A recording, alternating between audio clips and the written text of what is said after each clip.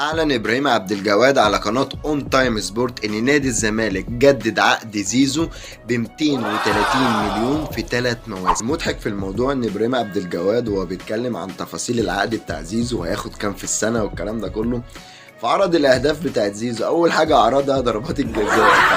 مش عارف يعني هو كان البرنامج يقصد يقول حاجة زي كده، مثلا إن اللعيب اللي أنت تعاقدت معاه بالمبلغ ده كله اهدافه من ضربات جزاء. لا، وكمان نادي الزمالك هيشوف سيوله كافيه عشان يدي الفلوس لزيزو وعلى دفعات كمان، وممكن يخش في ازمات ماليه، كل ده عشان يدفع الفلوس لزيزو. تخيلوا لعيب بيتحكم في كيان نادي وبيخليه يلف حوالين نفسه عشان خاطر يوفر له المبلغ بتاعه. انا احسن لعيب عندي قلت له قدامك ساعه وترد على. عارفين ليه؟